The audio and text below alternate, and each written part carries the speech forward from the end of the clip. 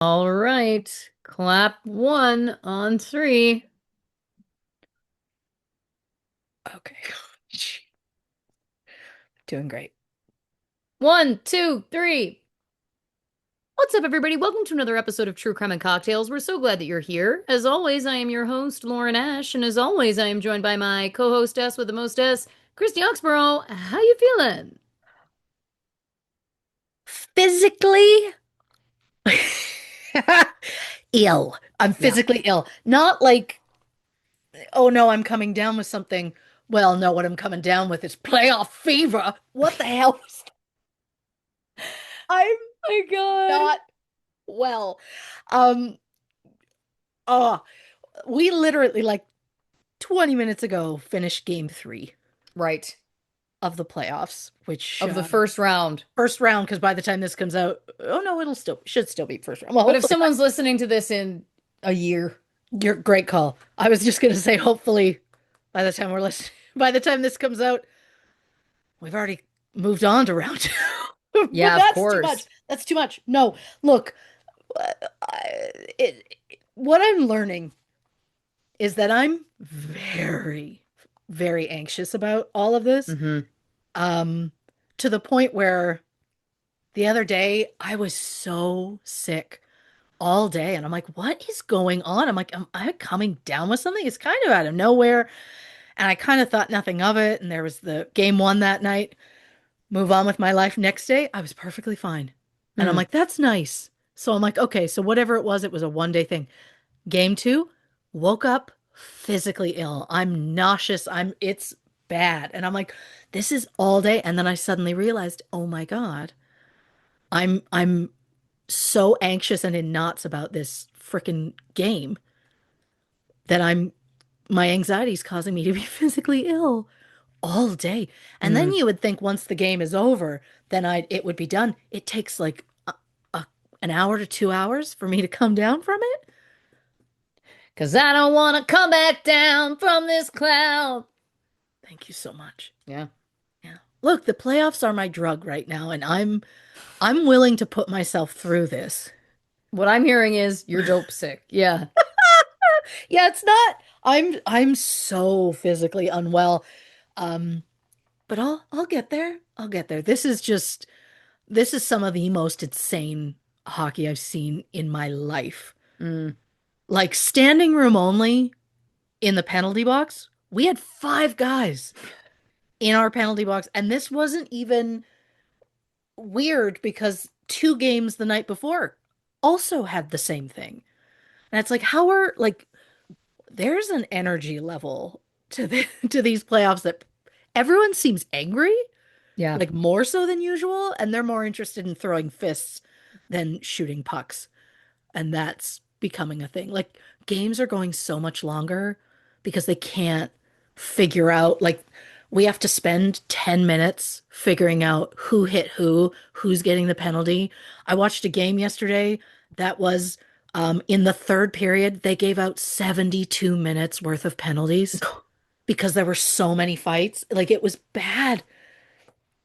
It's aggressive. And I'm That's like, playoff hockey, right? baby. And that's why part of me is like, God, I am kind of living for this. And then there's the other part of me that's like, why do I like this? Because this is what it's doing to me. And I'm willing to keep experiencing physical illness every single time they play if it means we keep moving on.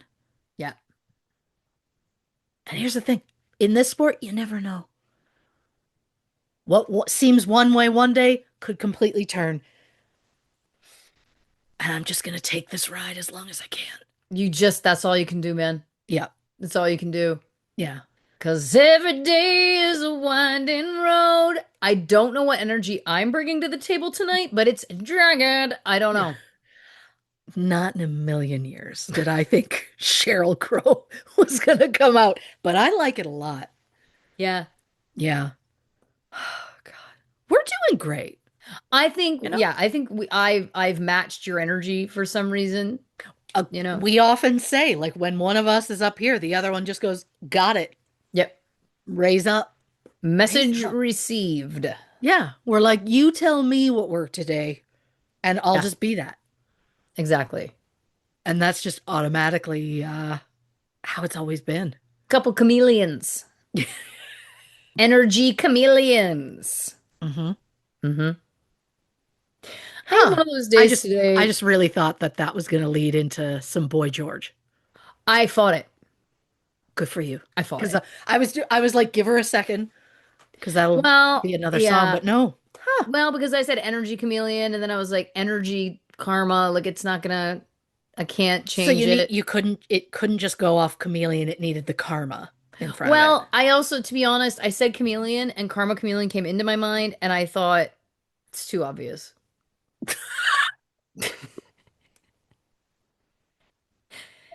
For the You're not first gonna do time obvious bits. ever on this show, Mm. I censored myself from singing something that my brain told me. Actually, that's not true. I'm constantly censoring myself from if I was to sing every song that came into my head, Mm. I would not stop singing. Like it would be insufferable to listen to. It would be this we would not have a show. People would have been like, "Take them off, Apple. It's offensive to the ears." Are people doing that? Like, are people like, if they don't like a thing, are they like, get rid of it? Rah! I assume so. I assume so. I mean, I think people complain like they like any excuse to be able to complain, Oh, sure. you know. Speaking Yeah. of, but not directly related, Yeah. I had one of these days today where I spent a Mm. lot of time in the car, Oh, yeah. a lot of errands, and in LA, errands, it's like good luck to you. Like that's a day, you know, because you got to drive. Right.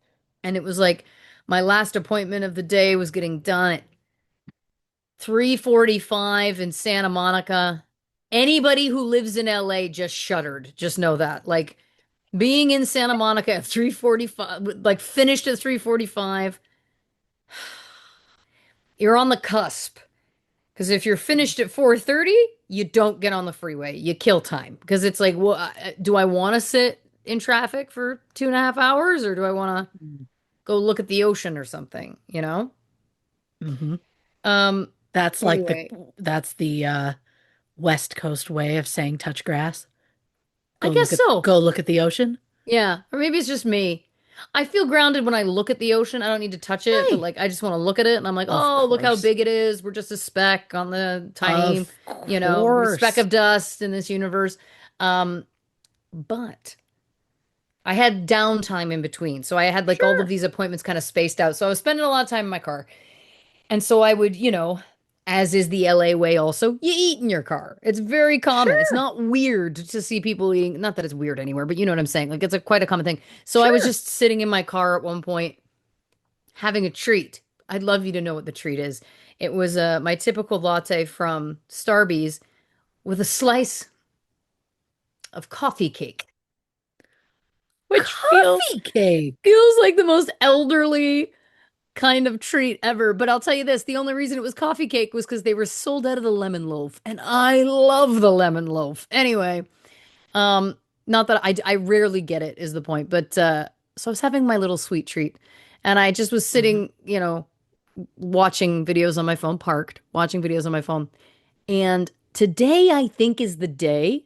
I don't know, but I think today is the day that Spencer Pratt has like put his LA mayoral campaign into overdrive because every other video I was viewing was Oh. him doing another press event Mm. and or like other people talking about how Spencer Pratt would be a good mayor. And I have to say a couple of things. One, he's used the term human poop in almost every press interview I've seen him do. Um, yeah, How how does that come up organically? he talks about how, you know, taking his kids to, I'm paraphrasing, but it was like in one interview, it was talking about like, well, there's a problem with the unhoused, and that it's like, we're trying to take our kids to their karate class, and then it's like we're having to step over human poop on the sidewalk, and it's not okay. Stuff like this. In Mm. another interview, he just said, like, we got to get things cleaned up before the Olympics. The Olympics are coming in 2028. And right now, you shouldn't have to be worried about walking around, stepping on a fentanyl needle and human poop. And I was like, what this through line of human poop? Like, these interviews are on different days. I just love the idea that one of his talking points on his like notes is like bullet, bullet point, human poop. It's just so specific. But I'm worried. I'm worried about it because I know this might sound crazy, but I don't know that I want Spencer Pratt to be the mayor of LA. Mm-hmm. I don't know. And I'm not Mm-hmm. going to get into a big political discussion. That wasn't what I was saying. It was more just that have you heard and this is where this is all driving to. Have you heard the theory that we all died in 2020? I have, yeah. Sometimes over the Mm-hmm. last couple of weeks, more than ever, I've been like, maybe we did. Maybe this is some weird afterlife slash, I don't know, weird purgatory simulation. I don't Mm-hmm. know, fill in the blank. But it just starts to feel again more and more like it's like, is this real life? Is it just fantasy? See? Sorry. Yep. So sorry. Um, if we're all just living, like, if this is the afterlife at this point, Yeah. I'm gonna be livid that I'm paying taxes and bills in the afterlife. Yeah. Get out. Get out. Yeah. If it's the afterlife, I should be heading out to my garage, hopping in my fucking cloud car and zipping around looking for like fucking cups of stardust. I don't know what's with me in stardust lately, but I've brought this up. It's come up a couple times. I brought this up to you personally in a something earlier. It's just I guess I'm I mean I understand that I'm confusing the afterlife with Care-a-Lot, but it just feels like to me the afterlife is like that like you just go and like you do whatever you want. You aren't paying bills and But you I know guess what if we were to discover that that's what it was. that it's just the same? Because the other question I have is now, and I know I can't start because I made a promise months ago that I wouldn't get into the parallel universe stuff too much. However, Mm-hmm. I Mm-hmm. also am like, is it possible that, like, am I in control? Like, is this my afterlife?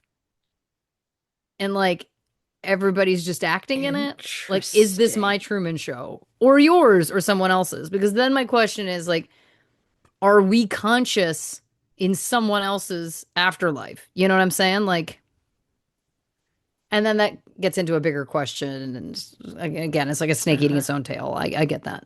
Mm-hmm. Mm-hmm. So what I'm hearing, I guess I'm realizing that to me, I thought the afterlife would be like a dream world where Right. you could kind of like do whatever you wanted to. If you want to like dunk like LeBron, congrats, you can. Right. I love that. If you could do anything in the world, a singular basketball move. No, Cloud like cars and basketball moves. Yeah.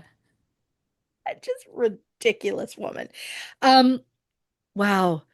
I would be so bummed if it was all the same. Again, if it was a case of like to me, Afterworld is like, ooh, I could go for a burger. Thought bubble, there's a burger. I literally pull it out of the thought bubble and take a bite. Right. Or get in my cloud car and drive somewhere very close, and I don't have to pay for it because there's no money in the afterlife. We don't have to worry about it. I guess my question is like, Mhm. ooh, baby, do you know what I'm worth? Ooh, baby, heaven is a place on earth, you know? Is Mhm. that the joke? Is the joke that it's like we die and then we find out that it's like It just it keeps just keeps going. going? I mean, on one hand, I guess it's nice to think because I didn't know that I died, Yeah. it's nice to know that it was obviously painless. Yeah. I went in my sleep Yeah. because it was just you wake up one day and you're in the afterlife, but you don't know it. But have Uh-huh. you heard? I am at an ADHD like 12 out of 10 because this is what I was literally about to say. Have Mm-hmm. you heard about how in surgery, yeah, here we go. In surgery, when you get put to sleep, quote unquote, Mm-hmm. it's there's true. I could be wrong. I'm sure there's a medical assistant here. There's got to be a nurse. There's got to be an Mm-hmm. anesthesiologist assistant or an anesthesiologist listening that can speak to this. But I'm pretty sure that Mm-hmm. you get given two drugs. One that incapacitates you, that paralyzes you. But Okay. then the other is it like erases your memory. Like it's you experience all the pain. You just don't remember it. I- Isn't that weird? Is that is that real? I don't know. Is I think I because because now I'm like, wait, what? What? Oh, I don't yeah. like this. I don't like this at all. How does anesthesia work? I'm sure this will be a short answer. Good Lord. The AI overview. Oh boy. Okay, this is saying a reversible Yeah. coma, so I guess I'm wrong. The idea that it's like, oh, yeah, it's going to be pretty bad. You're going to experience so much pain, but you'll immediately forget it. Yeah. I, I don't even, I Okay, don't this is even saying a know. reversible coma, so I guess I'm wrong. I guess maybe I read something that was, you know, trying to make it sound scarier. Well, what if, well, here we go. What if what you read was real and people started to panic and it got erased from the internet to stop causing this massive panic? I'm gonna be honest with you, that was the Mhm. first thing that came into my mind, but I didn't want to sound like a kook. I didn't want to sound like it was like, you know what I And mean? I'm apparently okay with being No, it's okay a coming from kook. you. It was just more if it had come from me in that moment, it would have sounded like, Mm. why is she so passionate? hmm You know? hmm Also, is this being dumbed down into layman's terms? Interesting. You know? Okay. Maybe I got to dig a Okay. little deeper. For what? Why? To just freak myself out in case I have to ever go under the knife again? Jesus. I think we've reached a very specific level today Yeah. of like energy, and we just don't know what to do with it, is what I think Yeah. is happening. Yeah. I think so Yeah. too. Yeah. I mean, there's got to be something light and fluffy. I don't know. That, that won't terrify me like the idea of I'm going to be awake and conscious during a surgery, but they'll just erase my memory later.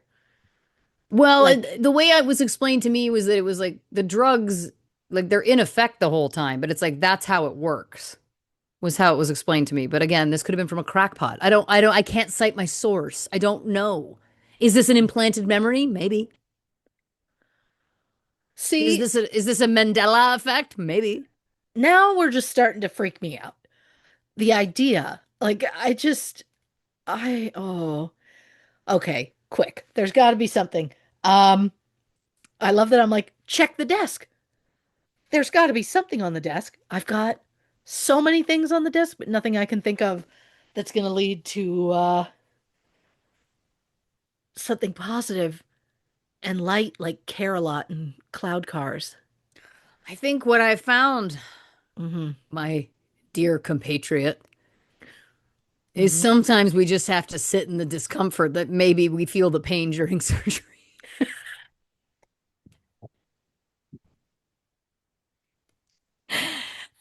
Oh my Uh-huh. God.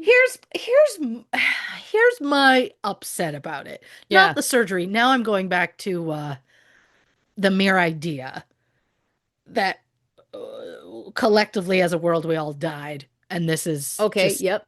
afterlife. Yeah. Something I'd love to Um talk about. Apparently, I can't let it go. just there are so many things that are going on in the world that we're always like this doesn't feel real. Like this Hmm. is, but then it's like why is it all so negative? You know what I mean? Like, why is the level of anger in the world, why is that increased? And again, I'm still pissed at the thought that even in the afterlife, I'm paying bills and experiencing like pain. Yeah. I mean, Because I I did guess have I thought someone, afterlife was a free ride. I'll say right. it. I did have someone make, and I know I think I've talked about this before, but I did have someone once like talk me through the argument that this is all a simulation and how that is really a possibility. And it would make sense in terms of like we're on the simulation that's like whatever, the Trump simulation or whatever it is. You know what I mean? Like Yep. we're in the one where it's like another version of us, another version of this. It may not be as Yeah. angry, you know? I think I'd like to vacation there. I want to see what it's like less angry. And I want to see what it's like where it's just like there's more chill. Yeah. I think I'd like to try that. Yeah. Because Because everything again, just seems if really angry.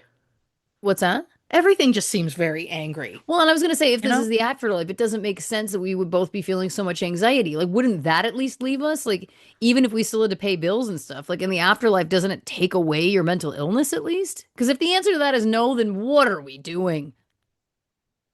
Oh, if after my death I'm still battling just a vicious anxiety disorder, I don't even know.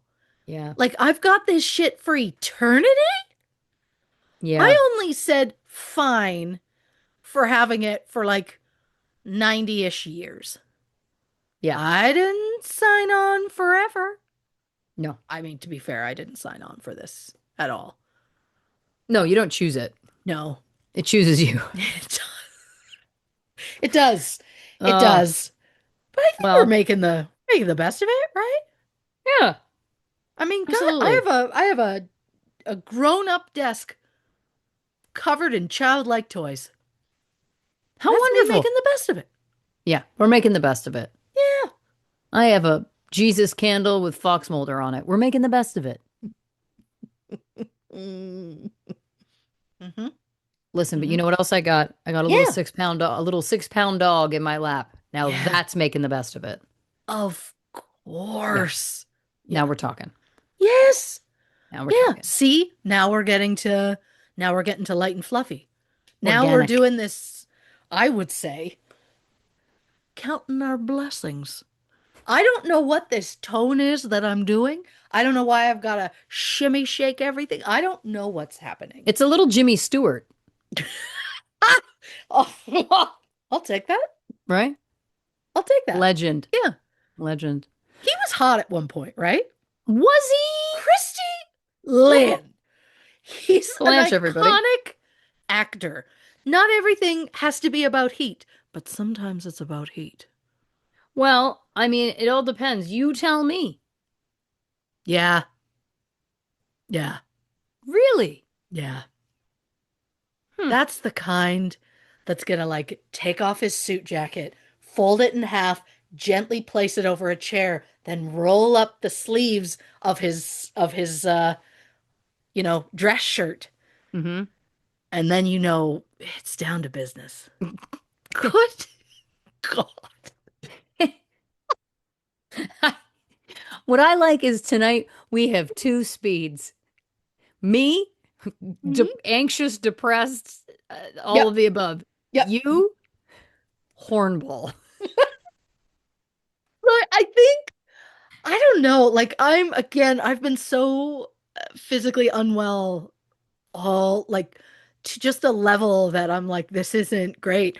Like the amount of times throughout a day I'll just be laying there and I'll just like mumble something and my husband's like, "What's that?" And I'm like, "I'm still unwell." Like I'm just reminding him nothing's changed in the last 20 minutes. He knows.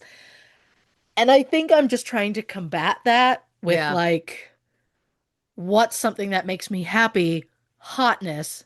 Is it? Good God. And then I'm like, who's who's hot, apparently. Jimmy Stewart. Yeah, except I'm gonna call him James. I bet you are. I bet you are. I'm gonna call him Mr. Stewart, and we know it. Oh. Mr. Stewart, if you're nasty. Yeah.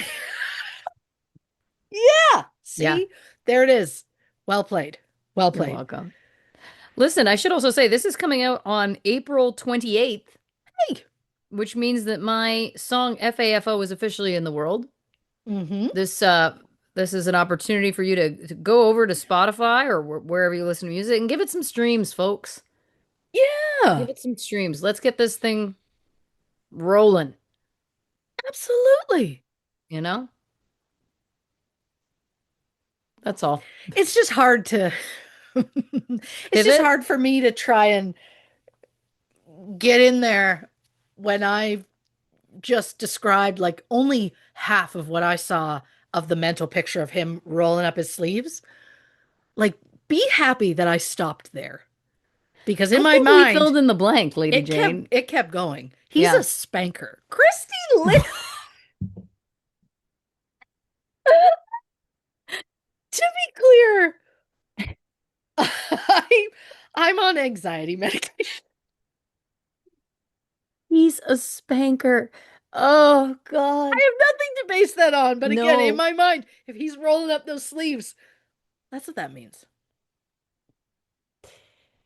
Well, I hope we all roll up our sleeves and listen to FAFO this first week. It's big deal to me and very important to my continued music career. Mm-hmm. And when you listen to FAFO, folks, this week, put that song on and just think about Jimmy Stewart in his prime, Mm-hmm. Mm-hmm. suit jacket off, dress shirt sleeves rolled up, just ready to take you over his knee and let you know who's daddy. Oh, Now I'm I feeling like I want a music video for FAFO that's with it's shot like black and white, like Leave It to mm-hmm. Beaver. And Mm-hmm. Jimmy Stewart's like, you fuck around and find out. Let's go. Get over my knee. Look, I don't mean to inspire, I just do. You're right. You're right. My I muse. I am so so unwell. You know, I like I'm living for it, man.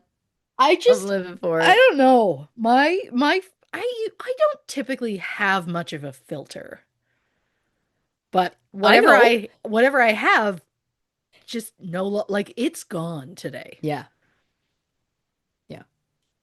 Well, Well, what a pleasure. I What a hope damn so. pleasure. I hope so. Well, listen, I mean, what you drinking over there?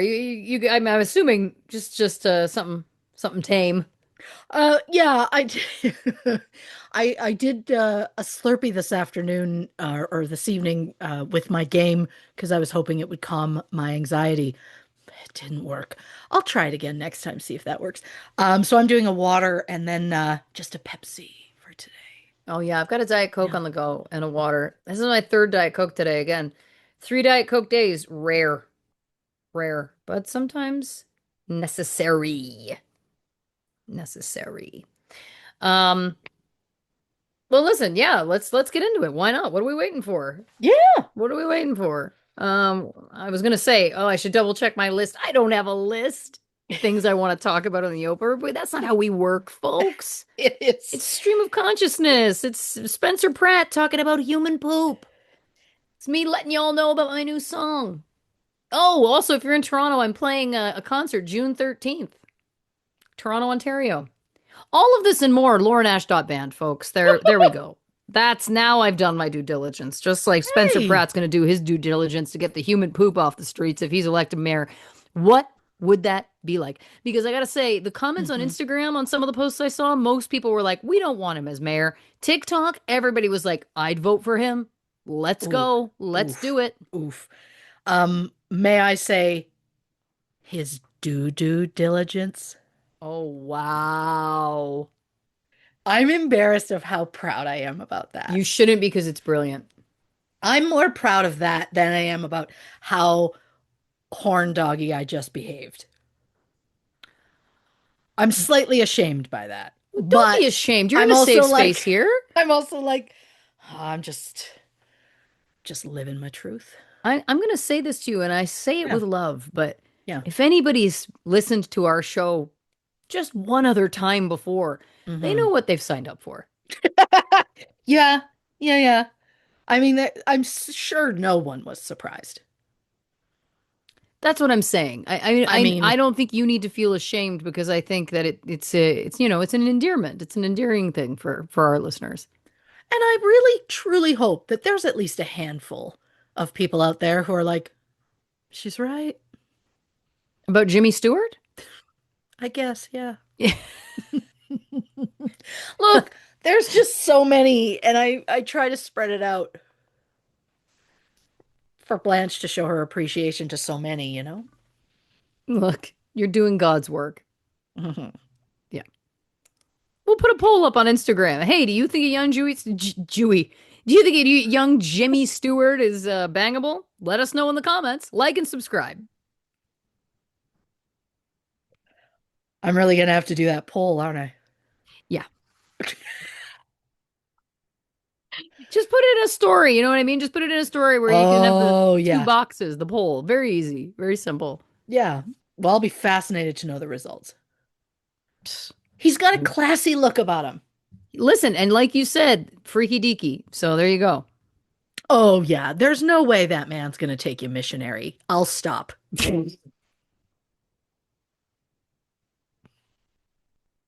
All right, we're gonna get into Sherry Papini part two. Seamless. Seamless. Seamless.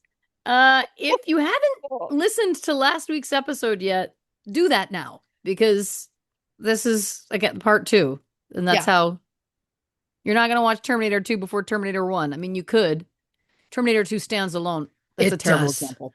Um, Previously on True Crime and Cocktails, Sherry Papini, a 34-year-old married mother of two, disappeared while out jogging in November 2016 in Redding, California. 22 days later, she was discovered badly injured on the side of an interstate more than 100 miles away. Sherry claimed that she had been abducted and then tortured by two Hispanic women. But years later, tests proved that the only DNA found on Sherry belonged to James Reyes, one of Sherry's ex boyfriends. In the final part of our two-part series, we'll look into James Reyes. What did he have to gain by abducting Sherry? Was Sherry more of a willing participant than we realized? And what does the case look like now? Christy Oxborrow investigates.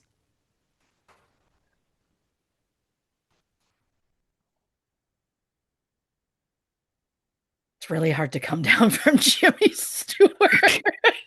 It's really hard to bounce back from that. You know what I mean? Yeah. Oh, boy. But we do it because we're professionals. Yes. Professional chuckleheads at your Thank service. you so much. I was going to say professionals, well, at least in some universe, maybe not this one. Ah, so the wild swing we take to the disclaimer. This episode will contain mentions of child sexual abuse, intimate partner violence, and self harm, so trigger warning for those who need it. As part of my research for this episode and the last one, I watched the 2024 Hulu documentary Perfect Wife: The Mysterious Disappearance of Sherri Papini, and the 2025 Investigation Discovery documentary Sherri Papini: Caught in the Lie. Now, we ended the previous episode talking about the test results of the DNA that was discovered on Sherry's clothing the morning that she was found. The results showed both male and female DNA. Police initially said the DNA did not belong to Sherry or her husband, Keith. They have not said anything further about the female DNA, so I don't know if that means maybe there wasn't enough of a sample to get a proper identity or if they simply just have yet to find a match. The male DNA, however, was entered into the system. They found a familial match to someone already in the database, and that person was the biological father of James Reyes. Police then went to James's house. They took an empty bottle of honest honey green tea from the trash to test for DNA, and the results came back as an exact match to the DNA discovered on Sherry's clothing. James and Sherry first met when they were about 13 or 14 years old. They dated from 2003 to 2006, during which time they lived together in a house owned by Sherry's parents and apparently shared an AOL email account. shares an email? Yeah, yeah. In the Hulu documentary, whenever James was mentioned, he was described as a goalie for the Anaheim Ducks. Now, as a Philly girl, I cannot hear Anaheim without saying Jamie's better. Shout out to Jamie Drysdale and the handful of listeners who will understand what I'm talking about. But to be clear, James never played for Anaheim. In fact, he never played for any major league team. He did play hockey, specifically as a goalie, in a beer league after a single season in the ECHL in 2003 2004. For the ECHL, he was listed as being on the roster, but the team stats show he never actually played a game. What's the ECHL? I'm so glad you asked. The ECHL is the East Coast Hockey League. It is a tier below the American Hockey League, or AHL, which is essentially the developmental league for the NHL, or what some may call the farm team. So James was on the roster for the Long Beach Ice Dogs, which were based in Long Beach, California, the birthplace of Martha Stewart's BFF Snoop Dogg, Zach Morris's soulmate Tiffany Thiessen, and True Crime and Cocktails icon Nicolas Cage. Oh my God, it was right there. I had Right no there. idea. It's you gotta take it where you can find it, right? Yep. And I know what you're thinking. How does a team on the West Coast end up in an East Coast hockey league? Great question. Turns out in 1990, the Ice Dogs initially started in the International Hockey League, which kind of was an alternate developmental league, but they disbanded in 2001. Around the time they disbanded, the Ice Dogs joined the West Coast Hockey League, and then they joined the ECHL for some reason in 2003, and the team ended up just being disbanded in 2007. Now, at some point in the team's 17-year history, they were affiliated with the Anaheim Ducks, so maybe that's why people linked James to the team, or maybe James or Sherri lied to Sherri's family about it just to make James seem more impressive. But hockey aside, Sherri's family described James as not very nice, although I don't know if that is from personal experience with him or if that's based on stories that Sherri told them.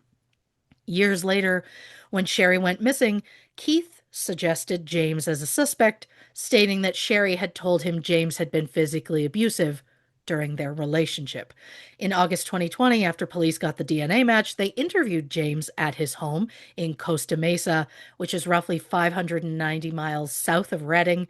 And surprisingly, James just immediately came clean about his involvement in Sherri's disappearance. In 2015, James said he was cleaning his house. He found a box of old photos and items that belonged to Sherri. He didn't know where she lived at the time, so he mailed it to her parents. Well, after he said he hadn't spoken to Sherri for over a decade, because he knew she was married and had kids.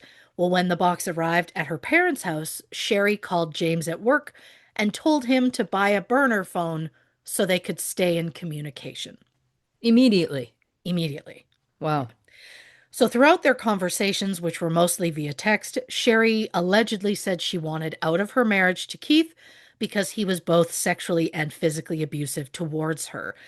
She claimed that he had even recently broke her jaw, which he had not. She said she had filed numerous police reports about her husband, but the police refused to do anything about it, so she was going to run away. James claims Sherri sent him a package which included a note with the location of where he should pick her up. He said he had a friend rent him a car, which was a silver Dodge Challenger. When he got to Reading on the morning of November 2nd, James said he just went to Starbucks and waited for Sherri to reach out. And then when she did, he went to the predetermined location and picked her up. She left her cell phone on the ground, but brought the burner phone with her. He claims, he claims that she wanted to remain hidden, so she laid down on the back seat for the entire ride. Once they got to his house, Sherri picked the bedroom at the back of the house for herself and asked James to put boards over the windows because she didn't want people to see her. He said for the most part, while Sherri stayed with him, they just hung out and talked. He said it was nothing sexual, just friendship. She allegedly stayed home while he went to work for 8 to 10 hours most days. James said one day he came home to discover that Sherri had cut her hair. He also claims that most of Sherri's injuries were self inflicted and said he didn't lay a hand on her unless she asked him to. James claims that Sherri asked him to hit her with a hockey puck and, like slap shot a hockey puck at her. So he did, causing bruising on her legs.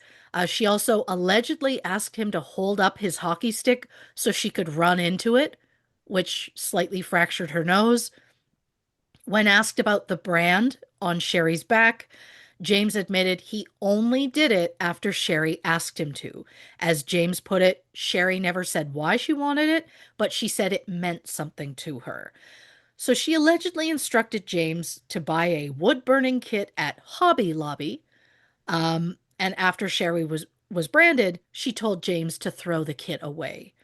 And while that sounds insane to say that she might have asked to be branded, we know from the previous episode and the scars on Sherri's back that she did have at least one instance of self harm. Does that mean there was potentially more of a history? We don't know.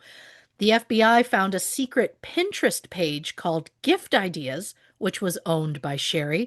On the secret page, she had pinned multiple wood burning kits on or before November 6th, 2016. Now, is there really no way to determine the exact date those pictures were pinned to the page? Because the best they can do is on or before November 6th. Well, she went missing November 2nd because if she posted anything after that, it would be wild to know that she posted something after she was abducted and allegedly had no access to a phone. From the best I can tell, Sherri didn't deny the page being hers. She simply said she had her own wood burning toolkit that she used in her crafting, but she said she hadn't been able to use it since her abduction. I'm genuinely shocked that she kept it. She even brought it out during one of the documentaries and was like, "Yeah, I used to use this in crafts all the time, but now I can't use it anymore." And I'm like, I would, I'm just surprised you can even look at it. That's the kind of thing Yeah. I'd be like, get it out of my house. But to each their own. Mm-hmm. So James's interview with the police can be heard in the Hulu documentary, and it is shocking how calm he speaks about this entire thing. He says Sherri was a good friend and she asked him to help her get away from her allegedly abusive husband. He said he would never intentionally harm her, but that Sherri asked him to do things like the branding and the bruising, and after initially hesitating, he agreed because he loved her and would do anything for her. Now, I may not have a ton of close people in my life, but I don't think I know anyone who would physically harm me, even if I asked them to. So it just seems wild that James would go along with this, especially after Sherri told him she was being physically abused by her husband. He said he agreed to pick her up to take her away from the abusive situation that she was allegedly living in, so why agree to then help her harm herself? It's all very strange, in my Yeah. opinion. Because if James is telling the truth, it means that Sherri orchestrated the entire abduction, which feels unbelievable. Although Sherri told police she was abducted by two Hispanic women, um, that and that she had absolutely no contact with any man throughout her captivity, and yet somehow there was male DNA on her, and not just any male, specifically one of her ex-boyfriends. It does feel incredibly suspicious. Well, I mean, according to James, during this time of supposed captivity, just out of the blue, Sherri told him she was ready to go home. He said he was bummed. which again, this whole thing just feels wild. Because he honestly didn't think she was ever going to want to go back, but he didn't question it, because he seemed to just blindly follow whatever Sherri told him. So he asked his friend to get a rental car and he used it to drive Sherri home. James said partway into the drive, she told him to pull over. She wrapped a chain around her waist and got out of the car on the side of the road. He claims he hasn't seen Sherri since. So Sherri says she's abducted by two women. James says Sherri asked him to pick her up. Can anyone else corroborate either story? Well, James told police he told his cousin's spouse, and his own mother that Sherri was going to come stay with him for a while to escape abuse at home.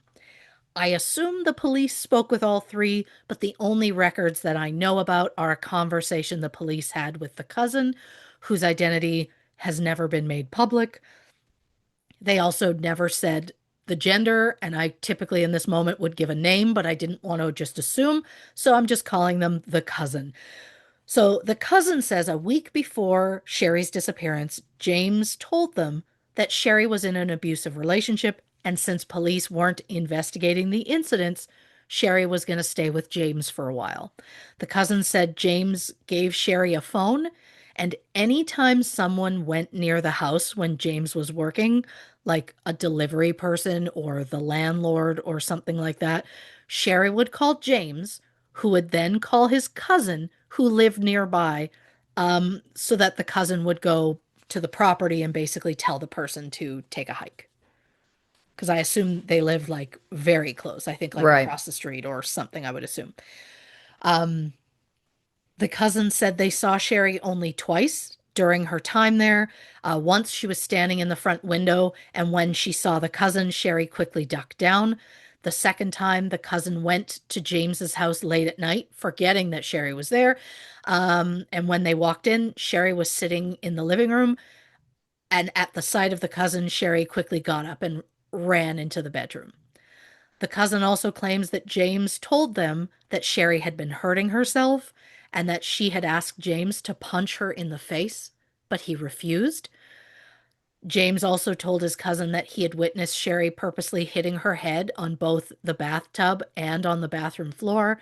And one day he came home from work to find that Sherri had randomly cut her hair. So the cousin backs up James's story, but that doesn't necessarily mean that both are telling the truth. Is there anything besides their story that proves that Sherri might have been at James's house during her captivity, alleged captivity? Well, when the FBI interviewed James, he allowed them to search his home, and in the main bedroom, they discovered a closet set up exactly the way Sherri had previously described. As you may recall from the last episode, I described it as two wooden shelves at the top of the closet with a long threaded pipe that went through both shelves and then bolted into the ceiling. Um, for the sake of clarity, I put the picture in the new case file on our socials. According to Sherri, during her captivity, there was a cord that was attached to the threaded pipe and to the heavy chain that was wrapped around her waist. While Keith was trying to help Sherri remember what had happened to her, he sketched out everything she described seeing, and then he gave those sketches to the police. Those sketches matched the closet the FBI saw at James' house. And I'm no expert, but I don't believe that using a long pipe or rod to hang shelves is common in closets. So the idea that Sherri described seeing one during her captivity and James has the exact same setup in his house, not to mention the fact that his DNA was found on her clothing. I mean, I think it's safe to say James was absolutely involved. The question is, how involved in the planning was Sherri? Well, the FBI brought Sherri in for an interview to tell her they found a match to the DNA. Sherri asked to speak with her husband privately. She told Keith she didn't want the police to identify the younger woman who abducted her because that woman had saved her life. She kept saying by letting Sherri go, the younger woman was the reason that Sherri could reunite with her kids, so Sherri didn't want the woman caught. But when the FBI came back into the room, They said, well, the DNA was actually a match to James Reyes. Sherri said, impossible. She said she didn't see James, or any man for that matter, throughout her captivity. The FBI then showed Sherri pictures from the closet in James's house. She immediately said it was different from the one that was in the room where she was being held. She said, quote, it's pretty fucking similar, but it's different. It didn't look like that. The FBI asked Sherri if she had any contact with James since getting married. She said no. But according to phone records between December 2015 and March 2016, Sherri and James were in contact 29 times. From the best I can tell, that does not include any contact through the burner phones, which, according to James, Sherri told him to buy. Based on FBI reports, James bought one burner phone in December 2015 and a second one in March 2016. While in use, the first phone was primarily connected to the towers near James's home and his work. The second phone was always connected to towers near Sherri's home, approximately 590 miles away, so it's assumed the second phone was in Sherri's possession. When Sherri disappeared on the morning of November 2nd, both phones connected to the same tower near Sherri's home before both phones traveled south along Interstate 5 towards Costa Mesa. This tracks with James's version of events, as he said he came to town, waited for a text from Sherri, and then picked her up. He also said before getting into the car, she left her regular cell phone on the ground and brought the burner phone with her. So upon hearing this, oh yeah, your wife's been in communication with an ex-boyfriend for months. Understandably, Keith got upset. Um, he said at this point, he no longer was sure that he believed anything that Sherri was saying about her abduction. Sherri told him, quote, all that shit was real. I just didn't tell you everything. But the police at this point were also untrusting of Sherri because it seems odd that Sherri would deny any man being involved, and yet her ex-boyfriend's DNA was found on her clothes. And the story that James is telling, including months of contact with Sherri before her disappearance, getting burner phones, and renting a car to pick her up, are all backed up with records. I don't know if James didn't have a vehicle at the time or if he chose to rent one so he wouldn't be seen in the area, but there are receipts from a rental company showing the first car was rented on the evening of October 31st and returned the morning of November 4th. A second car was rented the morning of November 23rd and returned 47 hours later. The mileage on the second vehicle shows James drove round trip from his house in Costa Mesa to the area where Sherri was found and then back. Does that prove James was telling the truth? Not necessarily, but it does help to give his story at least some credibility. The FBI started to question Sherri's story, so they outright asked her, did a woman point a gun at you and put you in the car? Yes or no? Sherri said, I don't remember. So the moment Sherri realized police had phone records and DNA proving that James was involved, suddenly she has no memory of entering the car. And yes, trauma can do crazy things with memory to protect a person, but when faced with proof that James was absolutely involved, Sherri's story about the two women suddenly becomes less believable, and soon investigators were wondering if James was telling the truth. Did Sherri plan her own abduction?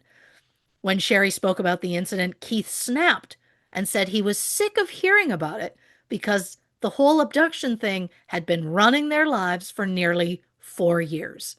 Keith claims Sherri said, quote, I have to live with the fact that you never found me.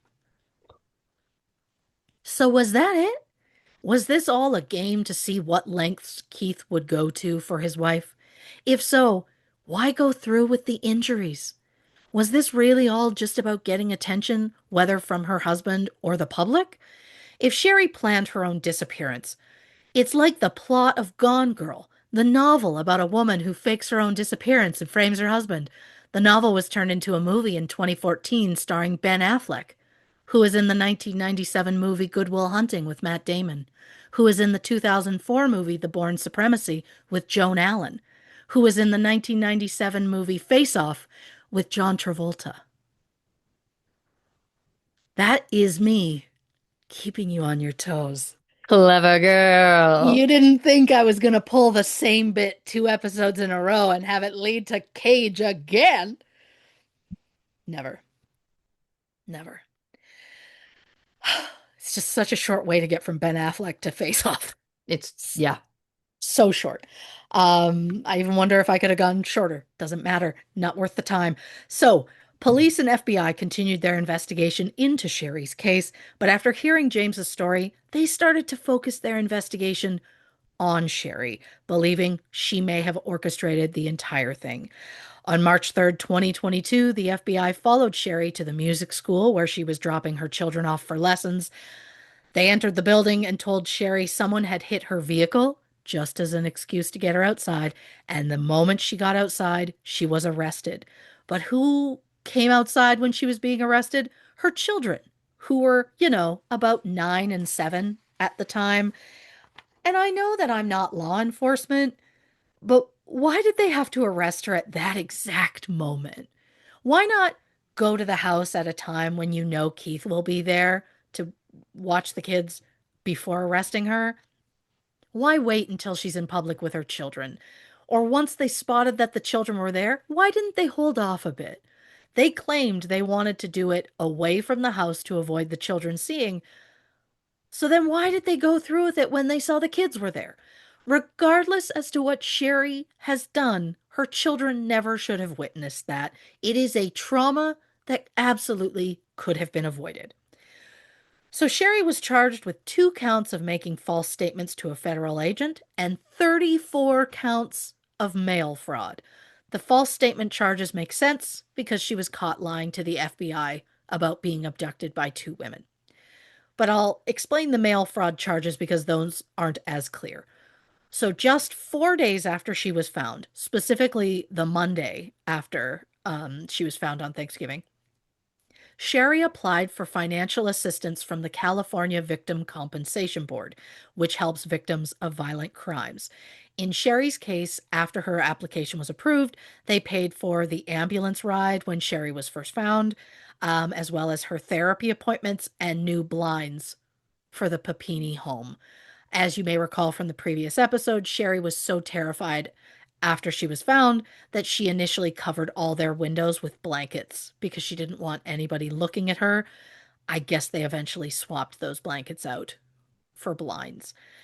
But since investigators believe that Sherri had been lying about being a victim, um, because she applied for that victim financial assistance as well as disability through Social Security through the mail, and because they think she is a liar, that just means it's mail fraud. But speaking of money, 2 days after Sherri first disappeared, a friend of Keith's set up a GoFundMe to help the Papinis with finances because Keith wasn't going to be able to work while Sherri was missing.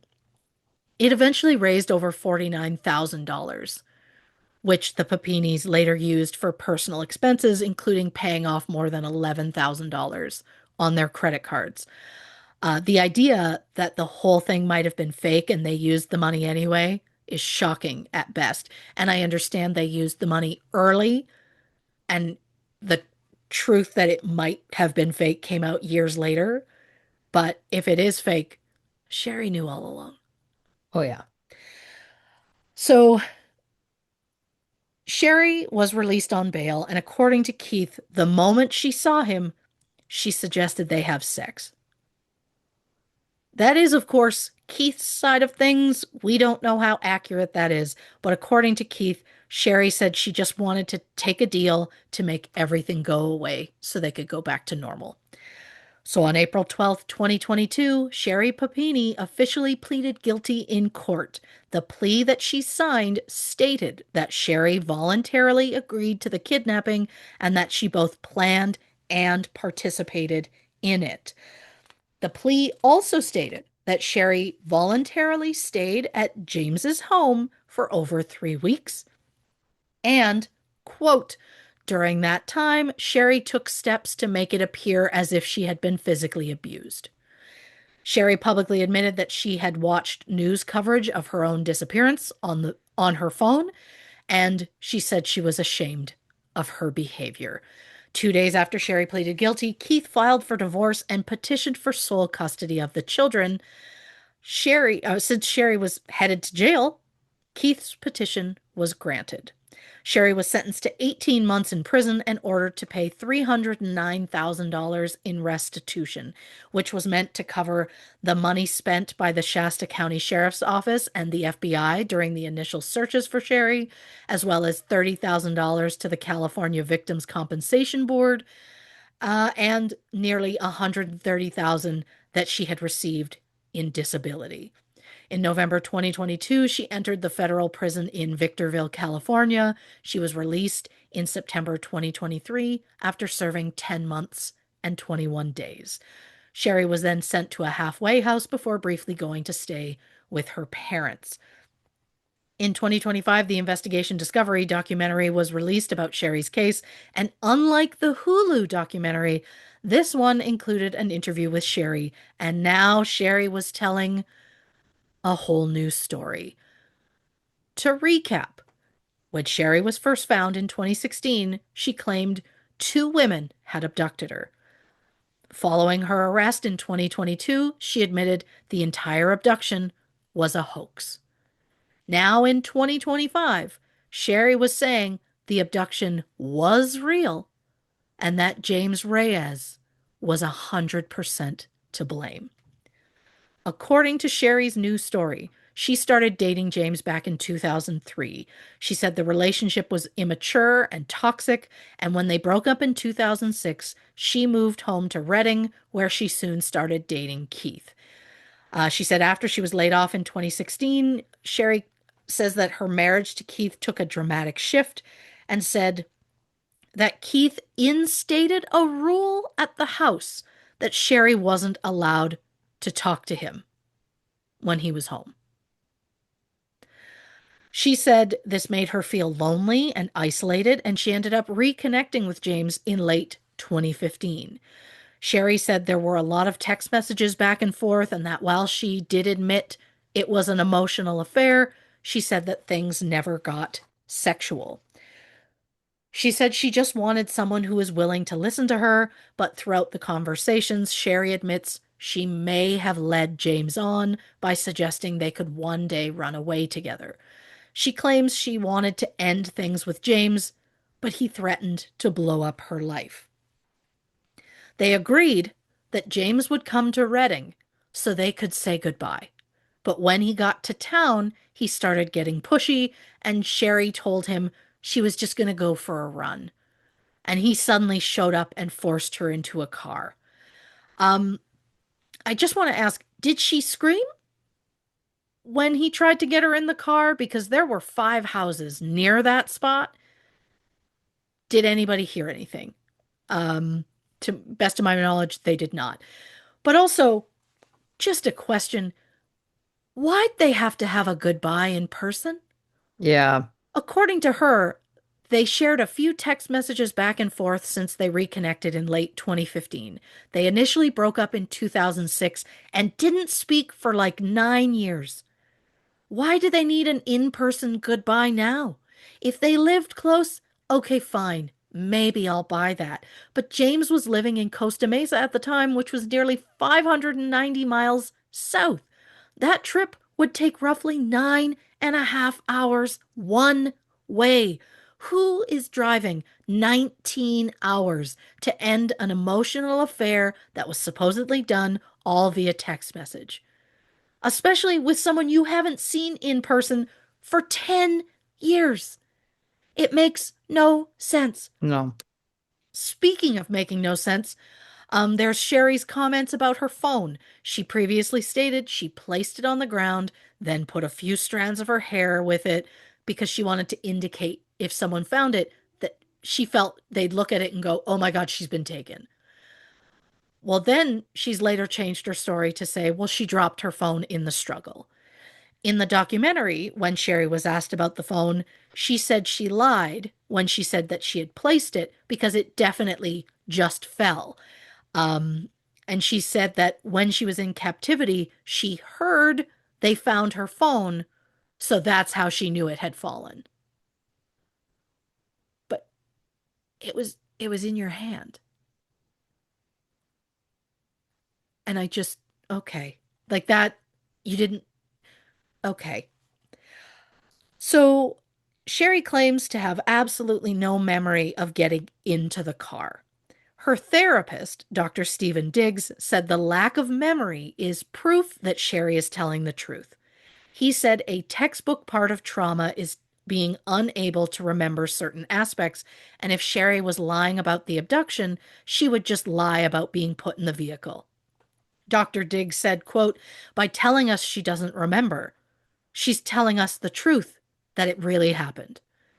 And while Dr. Diggs might fully believe Sherri's story, I worry he might have taken too much of a personal interest in Sherri to be unbiased at this point. Um, at one point in the documentary, Dr. Diggs is talking about Sherri's desire for a better relationship with her parents. She says she wants to love them and feel they're good people. And Dr. Diggs said, quote, and I like that about her a lot. And I don't know what it is about that statement, but it makes me uncomfortable to hear it coming from someone's therapist. Yeah. It feels a little too personal. Like, I Hmm. just don't know that you should be liking anything about your patients to Yeah, that. I think one would argue that their feelings about someone are irrelevant. Mm, Like it shouldn't come into the conversation. I'm sure there are therapists who like certain clients, right? sure, sure. But I don't think that it's like it would be inappropriate to ever say it. Like, It feels weird. yeah, I'm also curious if he's still her therapist now, after great having question. been in a documentary admitting to being her therapist. Hmm. I'd be curious about that. But from the best I can tell, Sherri has been seeing Dr. Diggs since June 2017 when her husband Keith suggested that Sherri try therapy. Dr. Diggs is an expert in personality disorders and has said that Sherri has self-defeating personality disorder, which presents in children who have a warm, outgoing temperament, but are also passive and grow up with a constant desire to please. He also suggested that Sherri has histrionic personality disorder, especially regarding her relationship with men. Histrionic personality disorder, or HPD, is marked by distorted self image, unstable emotions, and an overwhelming desire to be noticed. According to clevelandclinic.org, people with HPD often behave dramatically or inappropriately to get attention. It's interesting to me that Dr. Diggs can see that Sherri might do dramatic things to get attention, but that he also fully believes her story that the abduction was true. Yeah. Especially when Dr. Diggs knows that Sherri has outright lied to his face. Yeah. Because according to Keith, who attended most of Sherri's therapy sessions at Sherri's request, the focus of Sherri's sessions in the summer of 2020 was Sherri being triggered by people wearing masks. At the time, COVID was in full force, so a lot of people would wear a mask over their nose and mouth in public. According to Sherri, it was exactly like the masks that her two female abductors wore, and the sight of the masks brought her back to the moment of her abduction. But we know there were no women in masks that took her. So being triggered by masks was a lie. Even if the whole thing is true that James took her, he wasn't wearing a mask. So it just feels wild that it's like you lied to your therapist's face and he was like, I believe her, Yeah. which just feels weird. But um we're keeping in the kind of mind frame of therapy. A reminder from the previous episode, I mentioned that Sherri has a sister, Sheila, who is about 2 years older. than Sherri. According to Sheila, there was a lot of drug and alcohol abuse in the home when they were growing up. So Sheila often was left caring for Sherri at a very young age, to the point where their relationship was more mother-daughter than sister. Sheila said their parents often fought in front of them, and she had witnessed their mother, Loretta, being physically abusive towards Sherri, specifically a time that Loretta dragged Sherri across the house by her hair, allegedly. On top of that, Sherri told her therapist that she was sexually abused when she was younger. She said when she was about 10 to 12 years old, her father, Richard, caught someone abusing Sherri. She didn't name names, so I don't know the relationship of the person, whether it was a family member or a family friend. I don't even know the age. From the best I can tell, the abuser was an adult at the time. Sherri said that while her father was the one who caught the abuse happening, the family refused to ever talk about it. According to Dr. Diggs, by causing abuse and neglect, Sherri's parents failed to care for her, and, quote, in the end, the failure of the parents set the stage for Sherri's future problems. Dr. Diggs said that he fully believes that Sherri was abducted and tortured by James, stating that Sherri let James torture her so that he would let her go instead of killing her. He says that he thinks Sherri lied to herself about deserving that pain so that she could focus on surviving long enough to get back to her children. So Sherri says everything that happened to her, including being taken against her will, branded, beaten, haircut, starved, etc., all of that was real and done by James. The only thing she says she lied about was that it was two women who abducted her. She said she may have led James on by suggesting they could one day be together. She even admitted at one point there was a plan for her to go with James at some point, but she claims it absolutely wasn't the plan to go on November 2nd, the day she disappeared. Sherri says she was kept in the house, and no matter how many times she asked to leave, James wouldn't let her. And to that I say, if this is true, why did he finally release her? Sherri claims she told James that Keith would never stop looking for her, and she agreed that if James let her go, she would lie and say she was taken by someone else so that James would never be punished. So if James really abducted Sherri without her consent, then why didn't Sherri just tell police that in the first place instead of blaming two non-existent Hispanic women? According to Sherri, she lied about his identity because she was worried that James would kill her. She claims that James told her he'd be watching the news coverage carefully and he'd come back if anything was said about him. She also added that she didn't want to admit it was James because she knew that would mean Keith would find out about her emotional affair. So why blame this entire thing on two Hispanic women? If women weren't involved, why specifically say, you could have said two white women, but specifically she said two Hispanic women. Well, according to Sherri, it was her way of giving police a clue as to the real culprit. As you may recall from that last episode, Sherri worked with an FBI sketch artist to create sketches of the two Hispanic women who supposedly abducted her. One was older with bushy eyebrows, the other was younger with very thin eyebrows. Sherri's claiming the older woman was made to look like James's mother in the hopes that police would pick up on that. The thing is, while Reyes is a common Spanish last name, James's mother isn't Spanish. She's Irish. When Sherri was informed of this in the documentary, she seemed very surprised. And then she said, well, I've only met her twice. And then she Uh, said, this isn't about James's mother. It was about tipping off the police without outright telling them.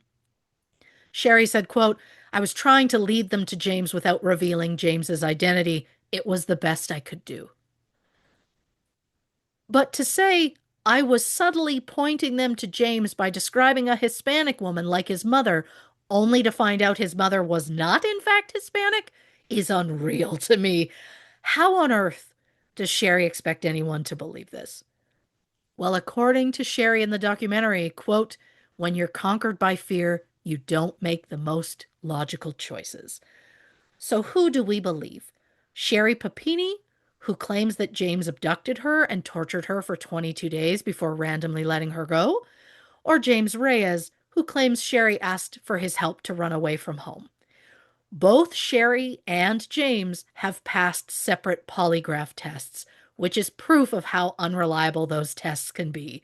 Because how is it possible that James can say it was Sherri's idea and Sherri can say she wasn't involved, and both tests indicate they're telling the truth? Because both things can't be true. But if James was responsible and Sherri lied about the two women solely because she feared James, then why was she potentially contacting him after the fact?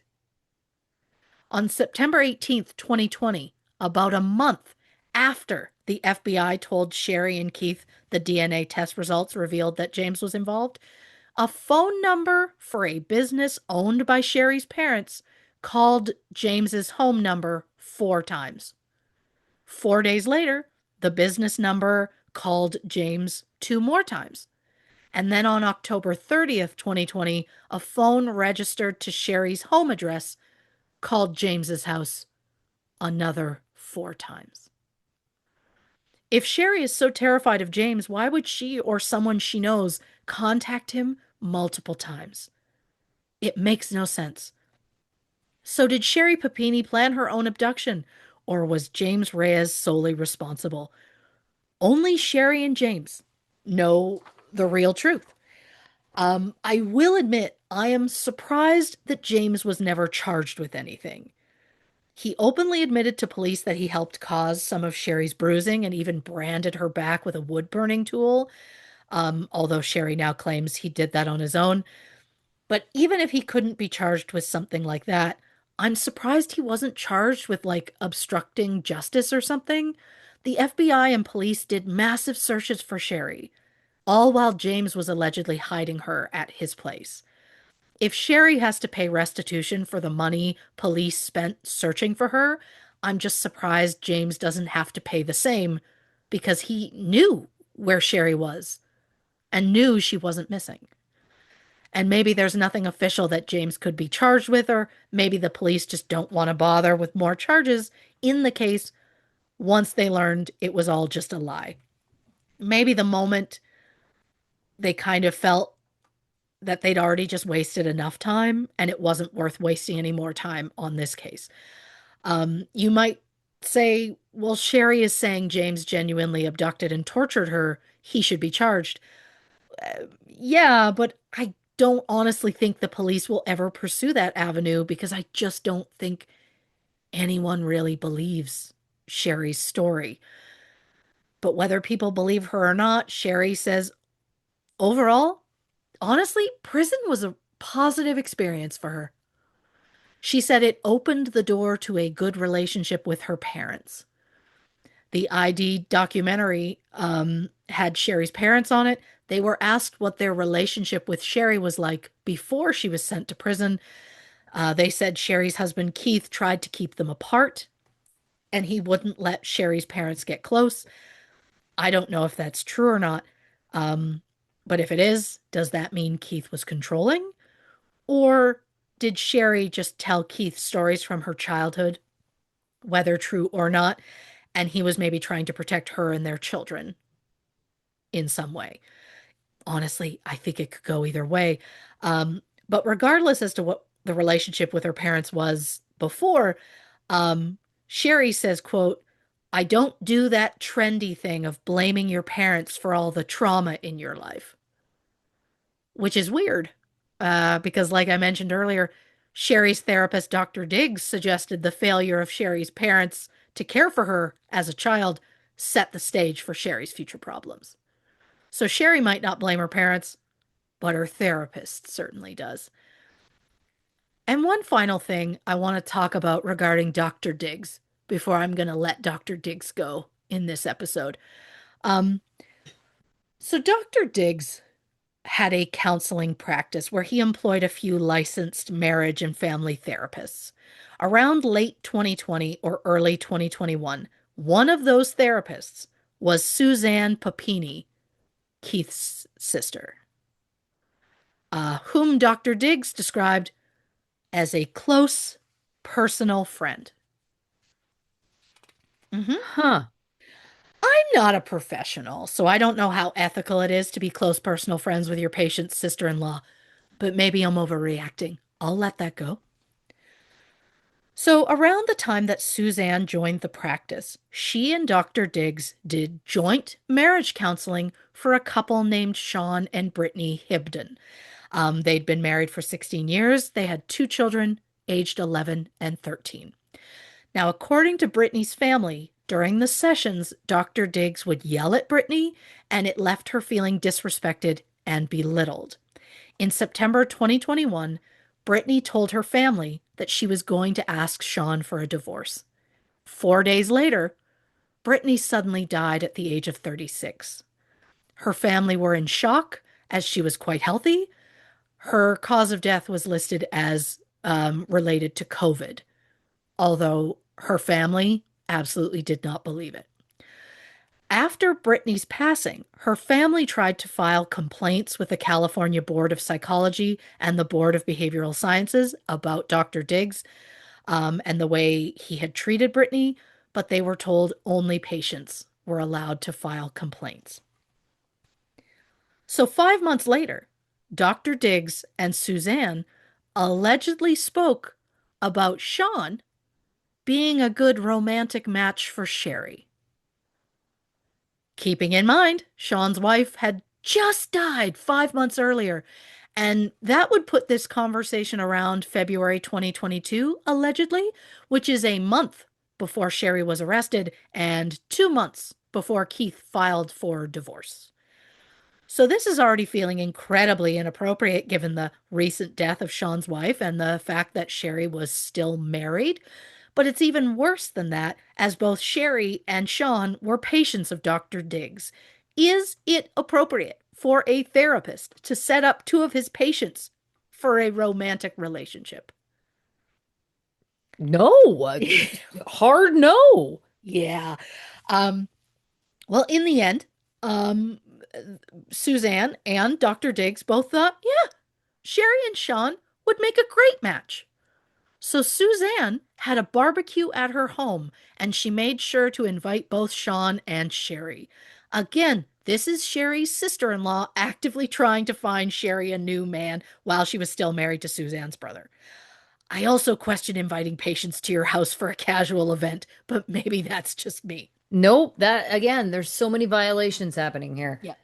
Well, it turns out that Sherri and Sean did, in fact, hit it off and started seeing each other pretty quickly. Sean didn't seem put off by the fact that Sherri was married, or even by the fact that very early into their relationship, Sherri was arrested and then publicly admitted to faking her own kidnapping. Dr. Diggs allegedly told Sean and Sherri they were healing each other. Oh my God. The couple remained together throughout Sherri's time in prison. When Sherri was first released, she was sent to a halfway house. Then she moved in with her parents. And then after that, she moved into a house that Sean bought for her. In June 2025, Sherri and Sean broke up, and then Sean evicted Sherri from the house. She has since said that Sean threatened her and harassed her. I'm honestly just surprised that this relationship was not mentioned in either of those documentaries. That is wild. Why not keep that? Or why not mention that? That's crazy. Yeah, there's something about that. But so now that you've had two episodes to hear this case, do you think that James was telling the truth and that Sherri concocted the entire disappearance herself?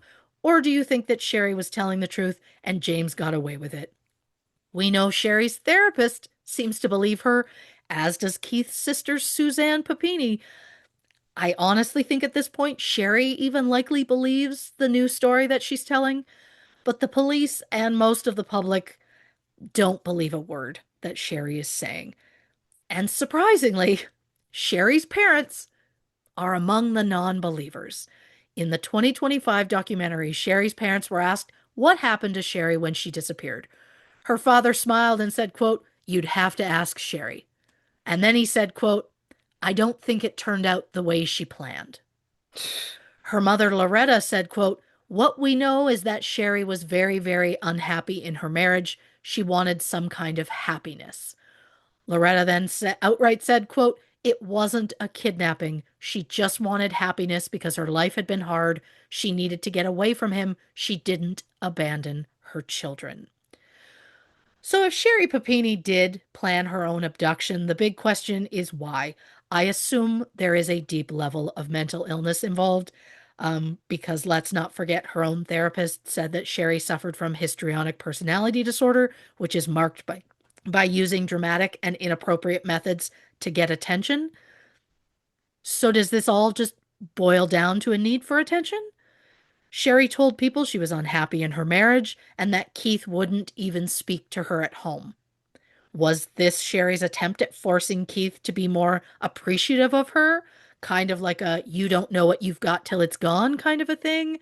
Did she hope when she got back he'd be so thankful for her return that their marriage would be immediately happier? Because I also bring back in the last episode, I crassly called it a nooner, but on the day went missing, Sherri had texted her husband asking if he was coming home for lunch. I thought she was just asking, is he coming home for a meal? In her police interview, she said she was asking him, are you coming home for sex? Which I did not pick up on. And I'm like, so was it difficult at home and he wouldn't speak to you? Or were you having noon rendezvous? I guess it could be both, but I'm like, I just don't see it being both. Or she just was asking him if he was coming home for lunch, and then she tried to make it sound like they were still having rendezvous by saying it was a code. It definitely to me came across as like, I want them to know I was happily married and Yeah, so that they would feel extra sorry for me for what happened. Um, but then it's like, was it more than just attention from her husband? Run with me on this. At the time, Sherri and Keith had two children. I don't know if they were officially done having children or if they someday plan to have more. I don't know. But let's say they were done at two.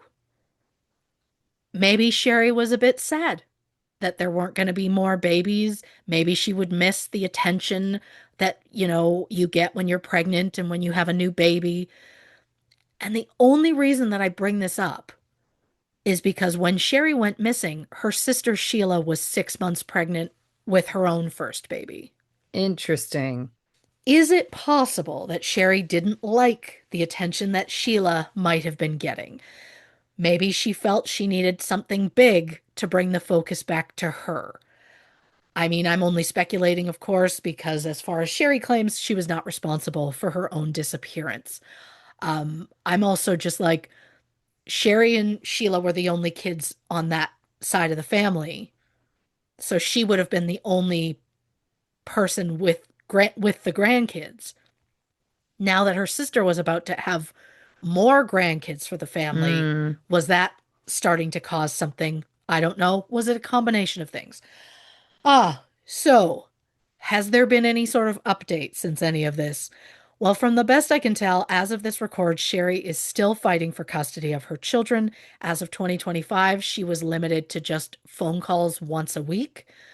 In the Hulu documentary, Keith accused Sherri of soaking rags in rubbing alcohol, placing them in a bag, and then hanging that bag around the children's necks so that they would be constantly inhaling the fumes to make them sick so that she could take them to a doctor. Sherri denies that. She says she's only ever used essential oils to try and heal her children. Child Protective Services looked into it and called the claims unfounded. The case was officially closed in 2022, so it's kind of surprising that a documentary from 2024 did not mention that part. They mentioned the accusations, but they didn't mention CPS looked into it and found nothing. Right. Was it because they found nothing or there was nothing to find? Possibly was it because they found nothing? Who knows? Um, in 2023, Lifetime released a movie about Sherri's case called Hoax, the kidnapping of Sherri Papini. Sherri is portrayed in the movie by Jamie King, who was in the TV show The Class in 2006. Sadly, that show only ran for a single season, but it is to this day one of my favorite comfort shows, and the reason I fell in love with both Jason Ritter and John Bernthal. In 2025, Sherri co-wrote a book called Sherri Papini Doesn't Exist: The Lie That Defined Me, The Media That Destroyed Me, and the Truth That No One Heard. Unfortunately, I didn't get a chance to read it, so I don't know if the names Smegma and Taint made the final edit. Reporting for the last part of a two-parter, I'm Christy Oxborrow. Lots to get through. Yeah, Lots to talk about. yeah. Listen, let's take a quick break, hit the can, grab a drink, and we'll be back with our final thoughts on Sherri Papini on this episode of True Crime and Cocktails. Oh, hold on. One, two, three. Welcome back to this episode of True Crime and Cocktails. We're, of course, discussing Sherri Papini, part two. Oh my God, where to even begin? Okay, this is where I'm going to begin, and then I'll go back through in order. But I just have to say, in terms of James Reyes, Yeah. at best, so let's say that what he's saying is 100% true, and I'm going to get into whether or not I think that is true in a minute, but let's say what he's saying is 100% true. What the fuck, man? Like, Yeah. even at the best of times, like, even if we are to believe she orchestrated the whole thing and he was just, quote, going along with it, dude, you have free will. So what the Yeah. fuck were you thinking? Hmm. That to me is like such a big part of this because I'm like, even if he's, quote, innocent, whatever that means, he's I think he's also mentally unwell, mentally ill, because it's like, who would just go along with that plan? It's pretty extreme. It's extreme. Yeah. The other thing that doesn't make sense to me, was it really platonic? Because not to be an a-hole, but I understand that a lot of people get into toxic romantic relationship cycles, find themselves doing things they wouldn't normally do, whatever. If it was legitimately 100% platonic, it's even weirder to me. Because I feel like if people are Mm. in the throes of some sort of like toxic, passionate love thing or what they think is love or whatever, I could see somebody being like, okay. But when he's like, nope, just chit chatted, just friends, I'm like, what are we talking about here? Like, I just don't think that his story that he told paints him in a good light. I think it makes him seem out of his mind, in my opinion. I'm just prefacing that, and now I'll get into all of it, but like, it's the biggest thing that kind of sticks out to me about this whole thing is that it's because to your point, jumping ahead again for a second, when you were like, why wasn't he charged with anything?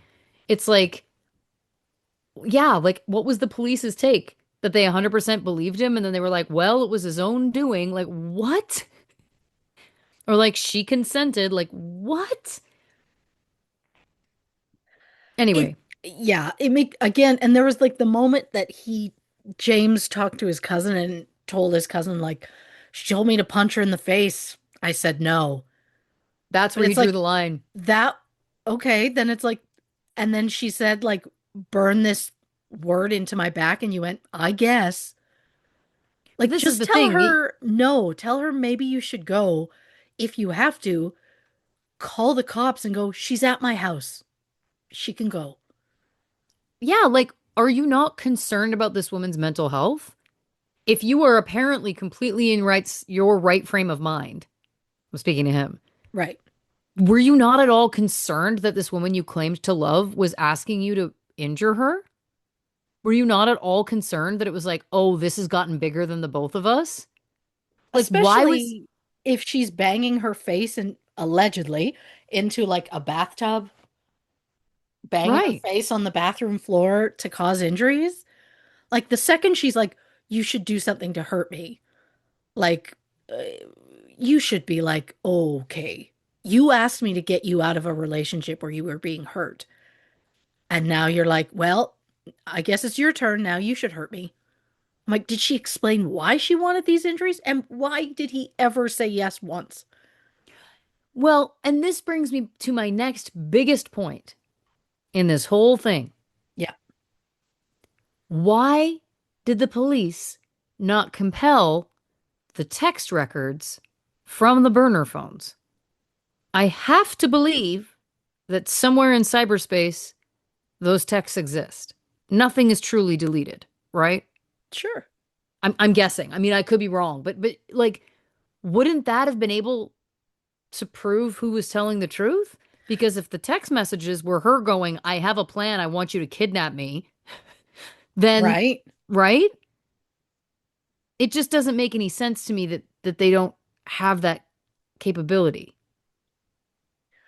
Yeah, what is it about a burner phone? Because if police and all of that can't like see like the list, the history from a burner phone, everyone's just going to get a burner phone. Right. And I know it's in theory harder to track, etc., but like Snapchat messages aren't really deleted. Like Mm, Snapchat has them all on a giant server. So when things go wrong in law enforcement cases, they compel Snapchat who goes, "Here you go.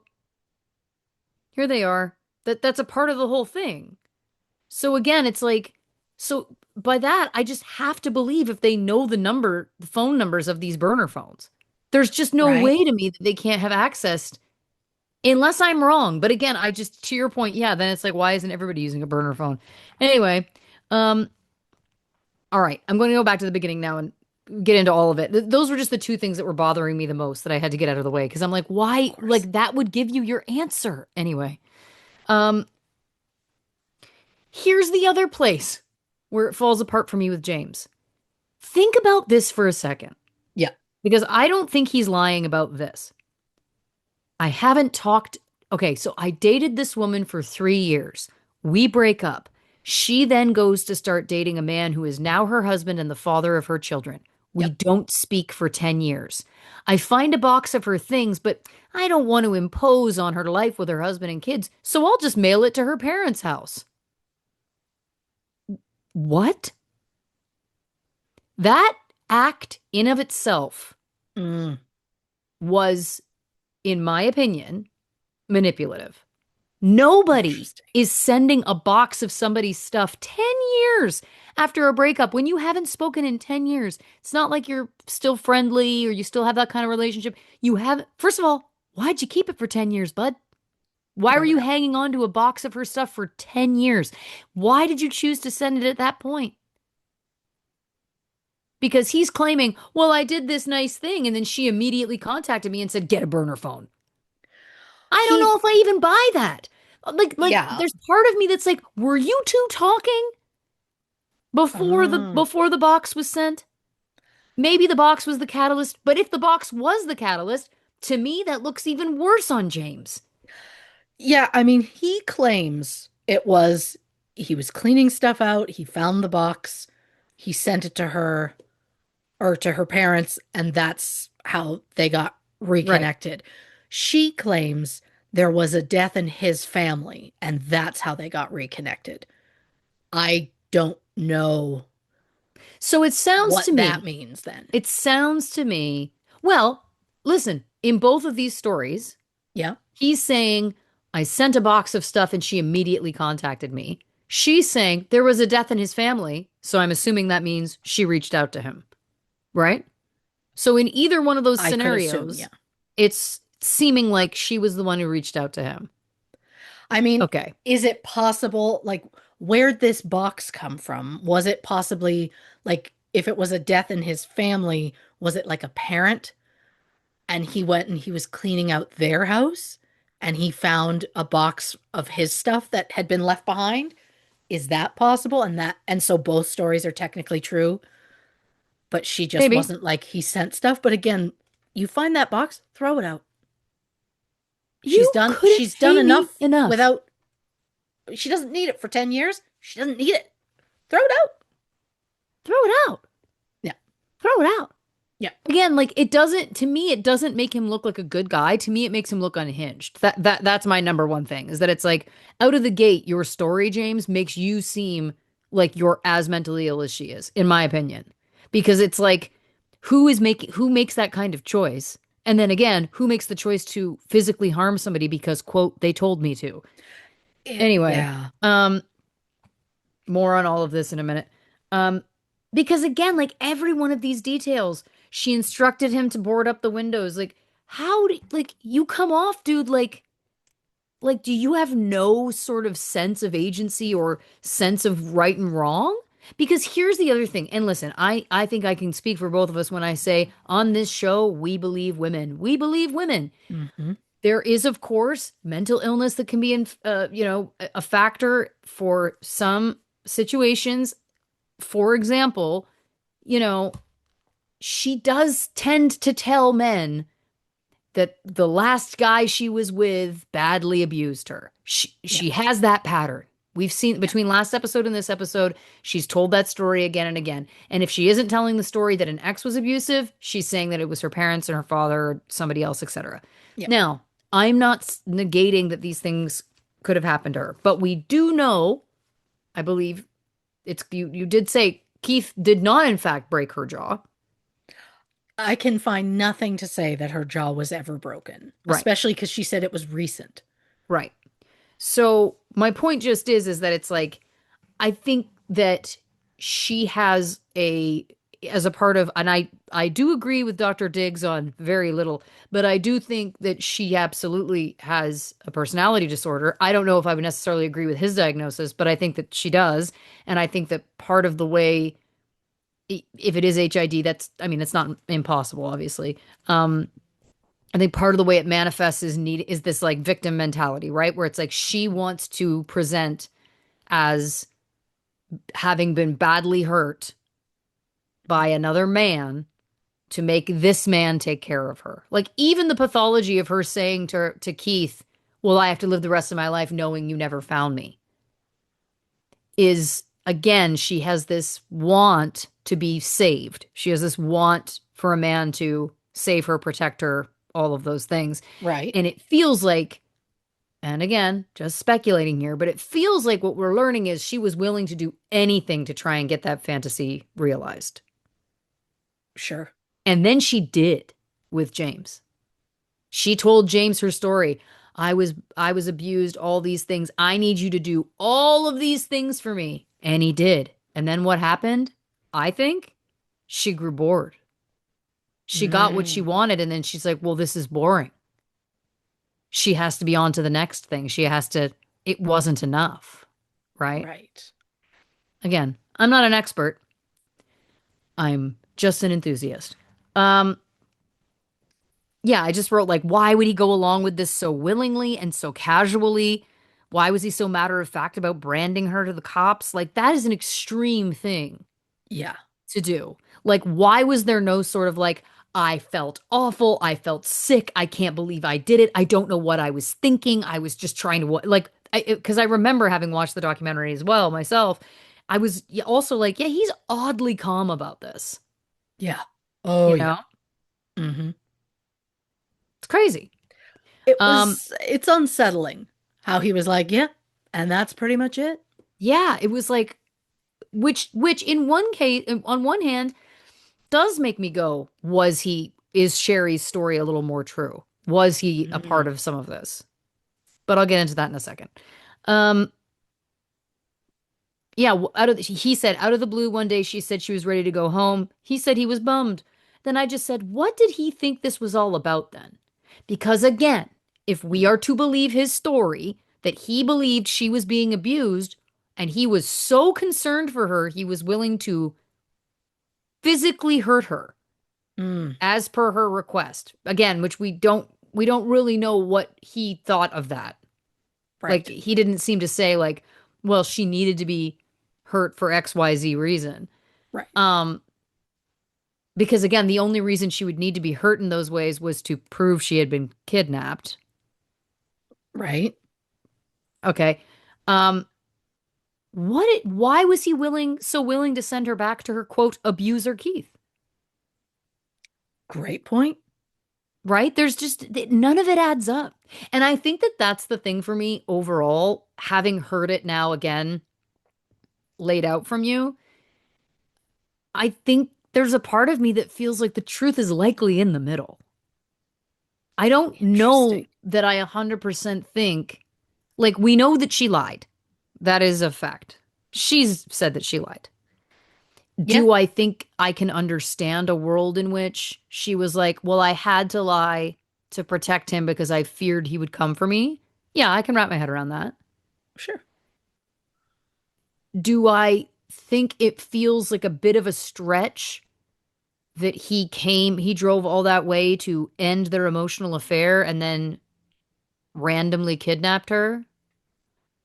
I do think that that's a bit of a stretch.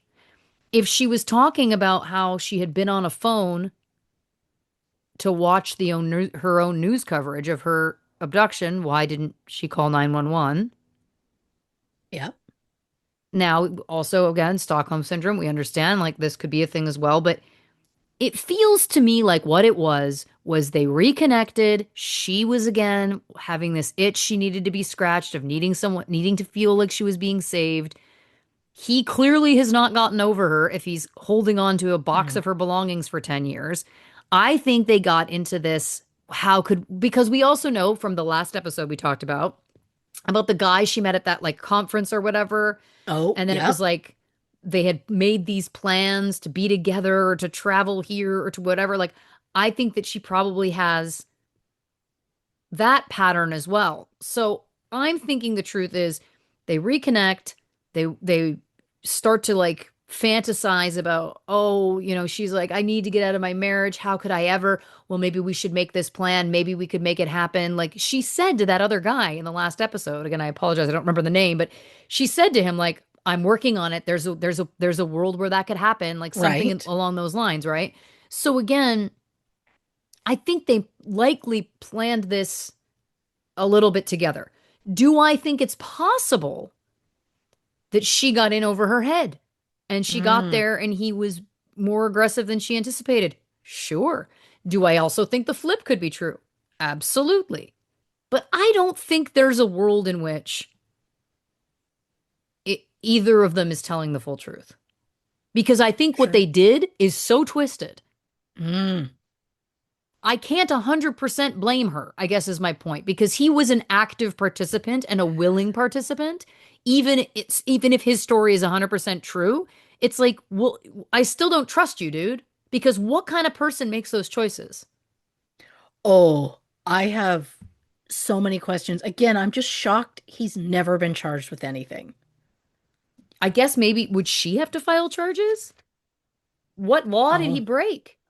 Well, and you would think she would have tried to file charges since openly Well, accusing him so the publicly one now. thing that I did write down at some point, again, I'm jumping all over the place here, so please forgive me, but I'm fired up. Um, oh, here it is. It was my next note. What I said was what makes no sense to me, Mhm. based on the fact we know that she's lying, is why on earth would she not throw him under the bus to begin with? Because the Mm. only story to me that she could spin that would be her word against his is we had this emotional affair. Yes. We made this plan to meet up. Yes. And then everything turned. Because I bet you Mm. there would be no paper trail of text messages that could prove that that wasn't true. Right? So even if the truth was that she got orchestrated the entire thing, I think if she had just said, my ex-boyfriend Keith had said, check out this James guy. She told me he Yeah, abused her, so he should be a suspect. If she came home and said it was my ex-boyfriend, and yes, I had done something inappropriate, but it took this horrible turn and he kept me chained up and blah blah blah, and he branded sure. me and all those things. It's his word against hers. It's I true. think her fatal mistake was concocting this, I'll say it, cockamamie story about two women. 100%. 'Cause there was I also a moment, and I forgot, I don't know, I forget if I mentioned it specifically in that first one or not, but I had made a note to make sure for sure I mentioned it in this one and then forgot. Um, the man who called 911 to say that she was found.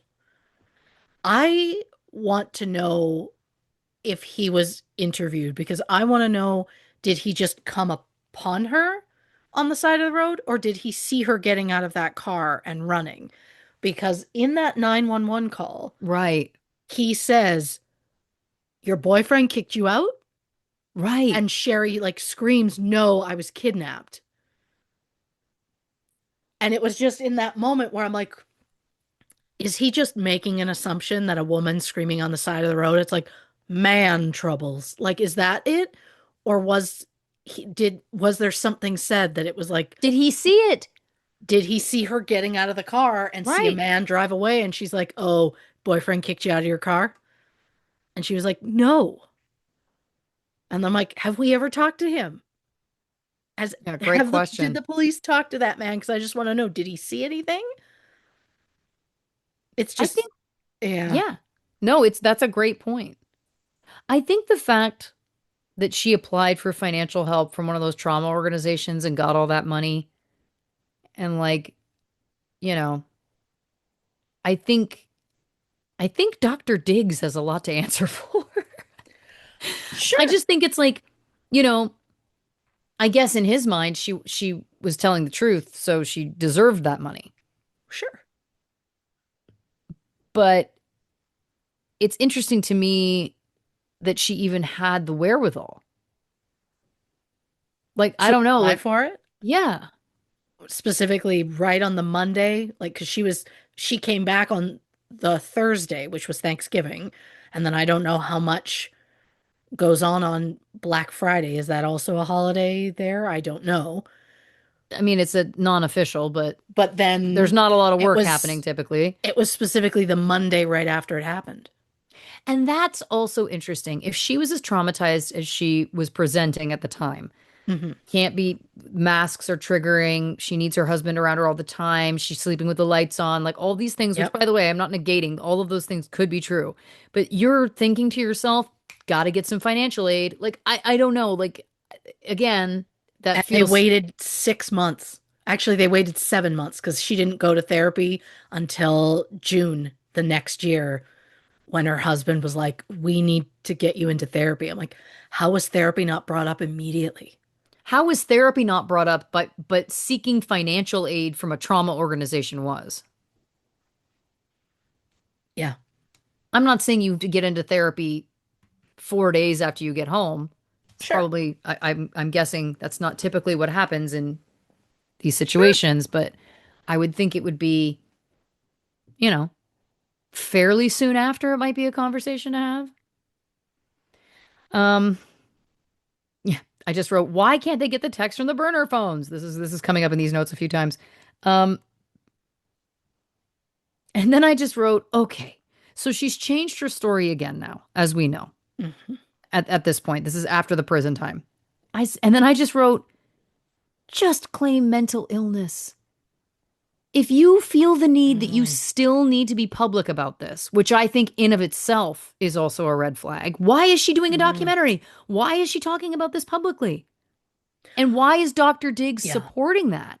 If he believes his own diagnosis, if he believes his own diagnosis of histrionic personality disorder right. and the other one that you listed that, you know, all about incessantly needing attention, why would he be supportive of her doing documentaries? Because that is feeding into these negative cycles that are an apparent symptom of her personality disorders. I I'm going on a limb here and say I think a therapist that was really concerned about her and her personality disorders would not be supporting that and certainly wouldn't be appearing in them himself or herself. It was wild to see him be in the documentary to talk about her. But I And think again, they were just trying so hard to find anybody they could interview who was like, "I believe her." yeah, Because everybody they interviewed, or everybody that was interviewed in the first documentary, were like, "I don't believe her." So they're like, "Well, we need somebody." right. I'm just surprised he was like, okay. Well, it says a lot. Well, and then of course the other details you shared about how he runs his practice and whatnot. Like, I'm I'm not putting a lot of stock in his professionalism in general or his code of ethics, but again, I just don't think any therapist worth their salt is going to encourage or support their patient doing something that feeds into the negative cycles that got their patient into this position in the first place. Because if Mm, his diagnosis is true and she has an incessant need for attention to the tune of I'm going to fake my own kidnapping. right? If that is true, my God, why would you be like, yeah, you know what? You should be in that documentary that's going to allow you to get attention from all around the world. And I'm going to do it with you. Doesn't make sense. Great call. Doesn't add up to me. Um, oh my God, the detail that she was like, I was giving a hint in the way I was doing the drawings. I made the mother look like the older woman look like his mother. And then the detail that it was like the mother isn't even Hispanic. Yeah, You can't script it. Can't script it. Now, 2020 and in fall 2020, we know that some numbers that were connected to Sherri's parents and her called James multiple times.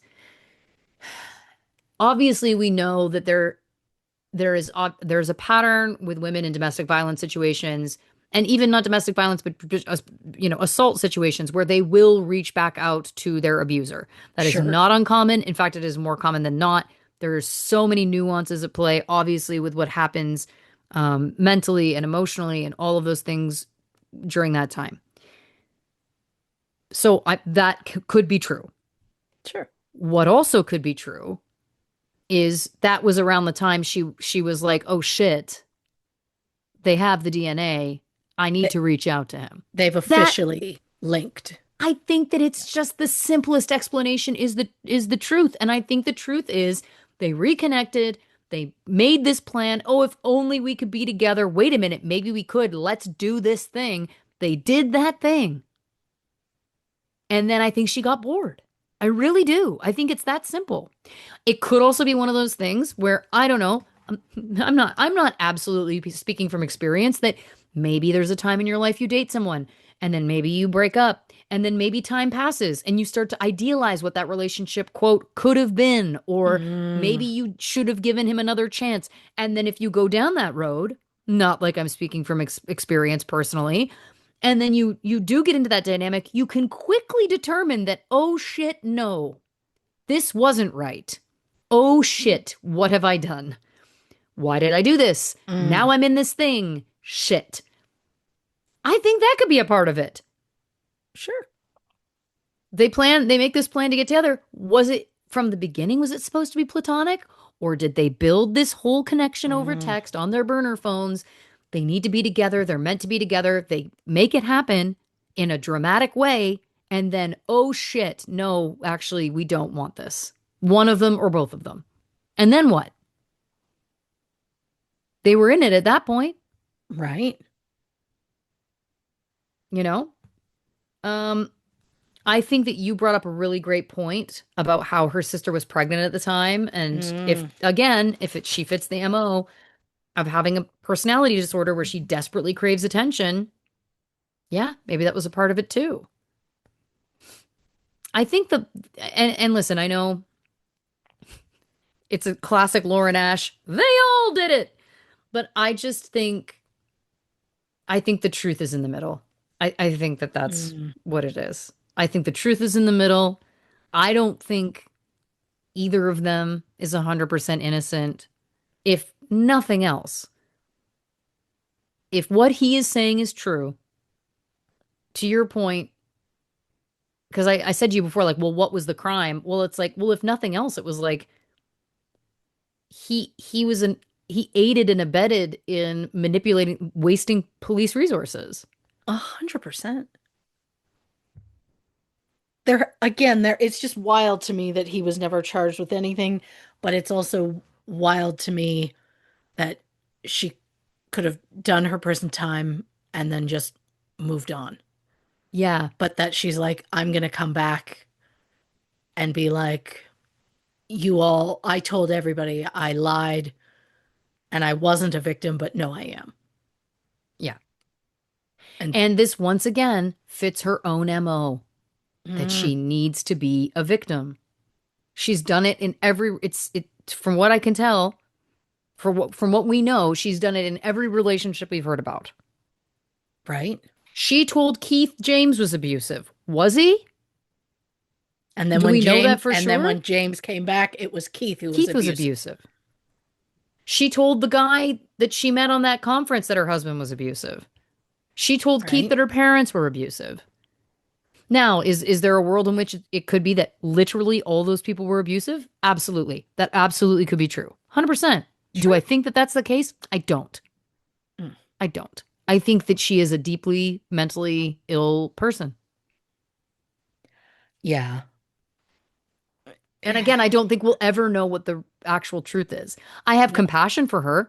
I think that she obviously has gone through an amount of trauma that has led to this. And at the same time, because two things can be true at the same time, we also know that there are lots and lots of people who go through extreme, horrific trauma and don't exhibit the same behaviors. So 100%. I can have compassion and also believe that that doesn't like that's not a get out of jail free card. That it's like you can act however you want to act because you're mentally ill. You know, lots of Right. people work and um, work against I don't know, work through their own challenges. That's a better way of wording it. Um, what a confounding case, though, right?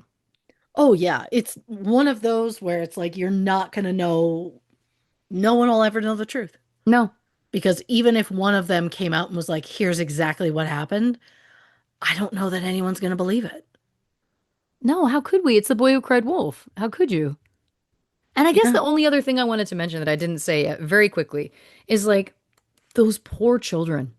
Oh, I know. They had to go through the trauma of their mother being kidnapped and then the trauma of what it must have been like when their mom came home, badly injured, Right? stories of being tortured. Then they have to grapple with publicly that it comes out that she was lying. Like, Mm, there's so many levels to the trauma these poor kids have gone through. 100%. And I think, again, you know, it's also possible that she just decided to go home because she missed her kids. That's also possible. She got it 100%. in her head that she wanted to do this, do this thing for whatever reason, for the attention, to see if her husband would chase her because, whatever, she's trying to fulfill some need, all of those things. And then it's possible one day she was like, God, I miss my kids. I want to go home. That's possible too. Absolutely.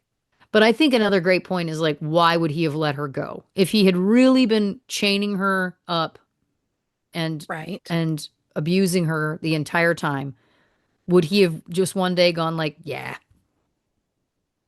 we've done this show for 6 years, Yeah.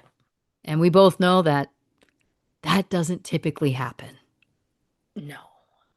Not impossible, very non-typical. 100%. Oh, listen, Christy Oxborrow, fantastic work. I think the fact that you also I gotta say, give you the shout out that you found this detail about her dating this other patient. Like, it is wild that they didn't put that in either of the documentaries. That's a huge piece to all of this, I feel like.